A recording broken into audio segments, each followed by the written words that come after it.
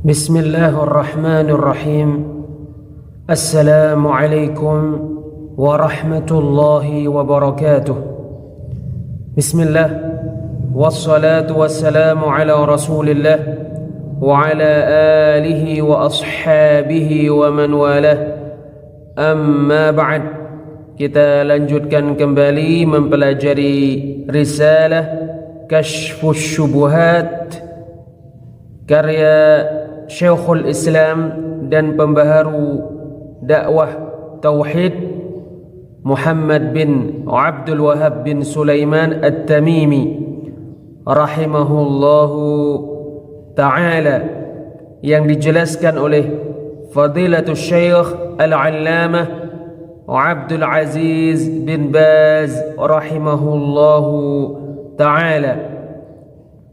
Syekh Abdul Aziz bin Baz rahimahullahu ta'ala berkata, Syekhul Islam, penulis risalah Kashfus Syubuhat, Muhammad bin Abdul Wahhab bin Sulaiman At-Tamimi rahimahullahu ta'ala berkata, apabila kamu telah mengetahui hakikat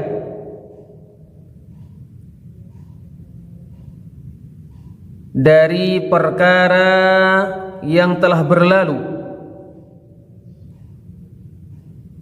yaitu perkara yang disebutkan oleh penulis bahwa orang-orang musyrik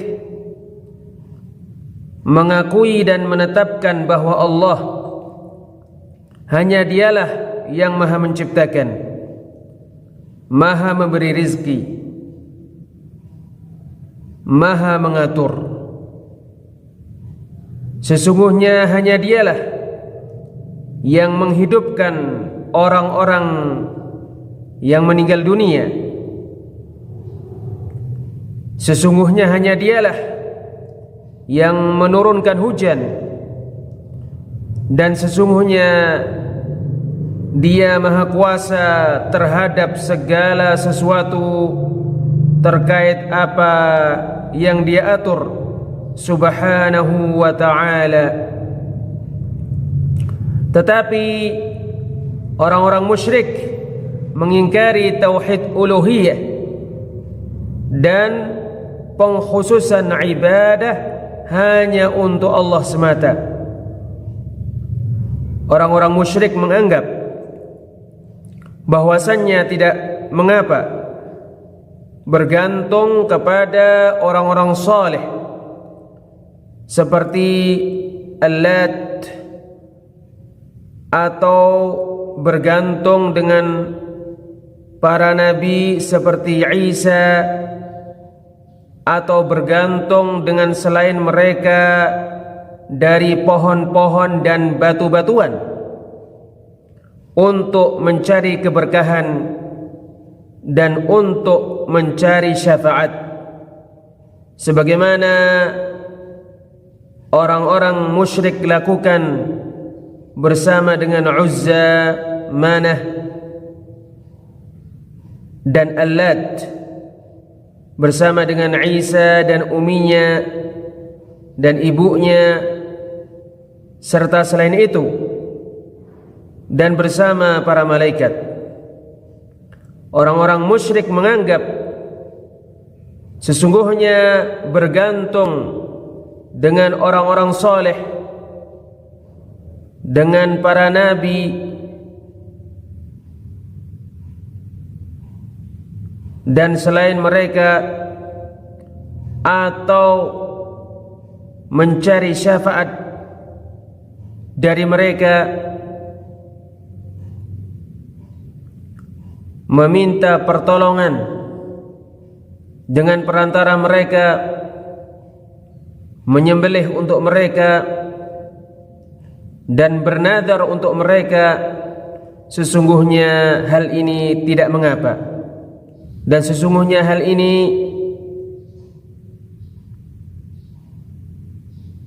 tidak boleh melarang mereka dari melakukannya.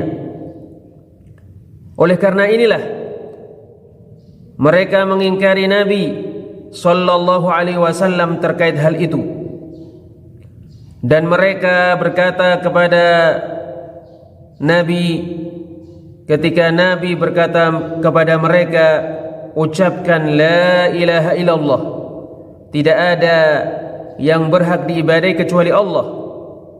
Aja'alal alihata ilahan wahida, apakah Muhammad menjadikan ilah-ilah sebagai satu ilah? Inna hadza la syai'un ujab, sesungguhnya hal ini sungguh sesuatu yang sangat mengherankan. Surat Shad ayat 5. Dan mereka berkata, wa yaquluna a inna latariku alihatina li sya'irin majnun, dan mereka berkata, apakah kami benar-benar meninggalkan ilah-ilah kami karena seorang penyair yang gila? Bal jaa bil haqqi wa saddaqal mursalin, bahkan Nabi Muhammad datang dengan kebenaran dan membenarkan para rasul. Surat As-Saffat ayat 36 sampai 37. Oleh karena itu orang-orang musyrik tidak mengingkari Nabi terkait dakwaan Nabi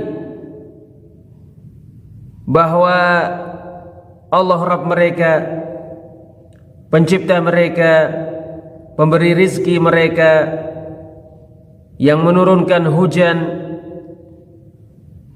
yang menjadikan matahari dan bulan berjalan. Mereka mengetahui hal ini, tetapi mereka mengingkari Nabi ketika Nabi mengajak mereka untuk mentauhidkan Allah, untuk mengikhlaskan ibadah hanya untuk Allah, dan untuk meninggalkan bernadar untuk selain Allah, serta menyembelih untuk selain Allah. Dan selain itu dari perkara-perkara yang mereka lakukan, orang-orang musyrik menganggap bahwa bernadar untuk selain Allah, berdoa kepada selain Allah, meminta syafaat dari para malaikat atau dari para nabi, sesungguhnya hal ini tidak mengapa. Sesungguhnya hal ini termasuk menghadapkan diri kepada Allah dengan perantara para malaikat, para nabi atau selain mereka. Sesungguhnya hal ini termasuk mendekatkan diri kepada Allah dengan perantara mereka. Haula'i syufa'auna 'indallah, mereka ini adalah yang memberikan syafaat kepada kami di sisi Allah. Surat Yunus ayat 18. Ma na'buduhum illa liyuqarribuna ila Allahi zulfa, tidaklah kami beribadah kepada mereka melainkan supaya mereka mendekatkan kami dengan Allah dengan sedekat-dekatnya. Surat Az-Zumar ayat 3. Orang-orang musyrik berkata, tidaklah kami bermaksud bahwa ilah-ilah yang diibadahi selain Allah menciptakan atau memberi rizki atau mengatur. Tidak. Kami mengetahui sesungguhnya hal ini hanyalah milik Allah. Tetapi orang-orang musyrik menginginkan bahwasannya ilah-ilah yang mereka ibadahi selain Allah mendekatkan mereka kepada Allah. Inilah yang dikatakan oleh orang-orang musyrik dahulu dan diingkari oleh Nabi alaihi salatu wassalam. Ia adalah yang diucapkan oleh orang-orang musyrik belakangan. Orang-orang musyrik belakangan berkata terkait ketergantungan mereka dengan orang-orang mati dari para nabi dan orang-orang saleh, sesungguhnya kami menginginkan syafaat mereka. Mereka memberikan syafaat kepada kami. Mereka memiliki kedudukan. Kita menginginkan mereka memberikan syafaat kepada kami, sehingga kita beribadah kepada mereka, supaya mereka memberikan syafaat kepada kami di sisi Allah, supaya mereka memberikan manfaat kepada kami di sisi Allah. Maka inilah yang diucapkan oleh orang-orang musyrik dahulu. Tetapi orang-orang musyrik pertama, orang-orang musyrik dahulu, kesyirikan mereka lebih ringan daripada orang-orang musyrik belakangan, dan lebih sedikit. Sebab orang-orang musyrik pertama, orang-orang musyrik dahulu, mereka menyekutukan Allah dalam keadaan lapang, sementara dalam keadaan sulit mereka mengikhlaskan ibadah hanya untuk Allah. Adapun orang-orang musyrik belakangan ini, maka kesyirikan mereka senantiasa terjadi dalam keadaan lapang dan sulit. Na'udzubillah. Mereka menyekutukan Allah dengan orang-orang saleh, atau mereka menyekutukan Allah dengan orang-orang yang tidak saleh. Maka yang wajib hendaknya padamu terdapat pembeda terhadap perkara ini. Sesungguhnya agama orang-orang musyrik bukanlah agama orang-orang muslim. Sebab Rasul mengajak mereka untuk mentauhidkan Allah. Allah mengutus Rasul kepada mereka supaya mengajak mereka untuk mentauhidkan Allah, untuk taat kepada Allah, untuk meninggalkan perbuatan menyekutukan Allah Subhanahu. Rasul mengajak mereka untuk meninggalkan kemaksiatan-kemaksiatan. Lalu mereka menyambut dakwah Rasul ini dengan menghalang-halangi, dengan memusuhi, dengan melawan.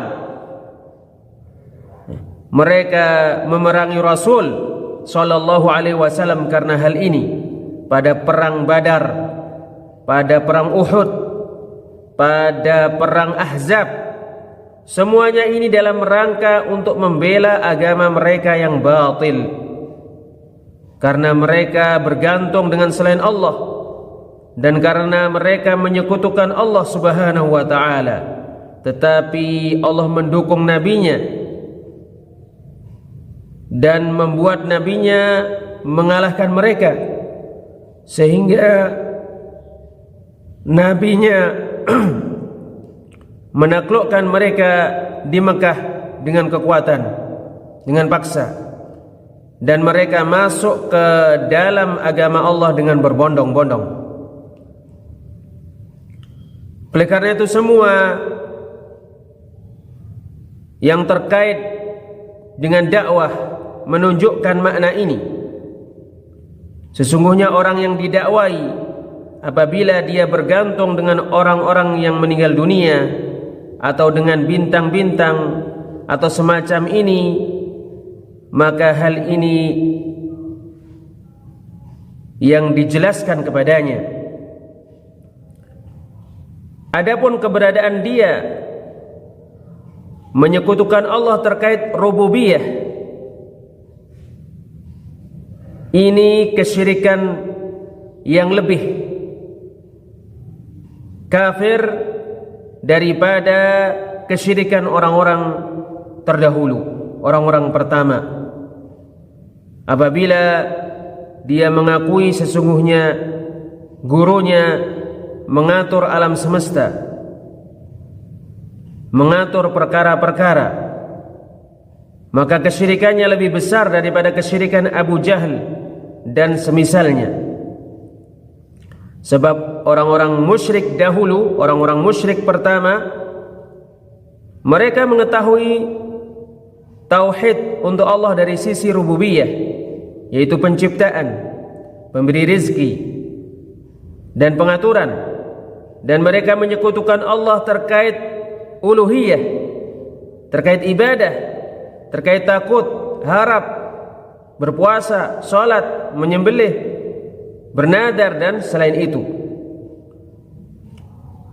Adapun orang-orang musyrik belakangan, maka kesyirikan mereka terus berlangsung dalam keadaan lapang dan susah. Mereka menyekutukan Allah dengan orang-orang soleh atau dengan orang-orang yang tidak soleh, sehingga kesyirikan mereka lebih banyak, keburukan mereka lebih buruk daripada orang-orang musyrik dahulu, disebabkan perbuatan mereka meremehkan, disebabkan pembangkangan mereka, dan disebabkan mereka tidak menerima nasihat, serta disebabkan kesyirikan mereka dalam keadaan lapang dan susah. Nas'alullahal afiyah. Maka seorang mukmin mesti memperhatikan hal ini, dan dia mesti mengetahui bahwa syirik adalah mempersembahkan ibadah untuk selain Allah atau sebagian ibadah untuk selain Allah. Sama saja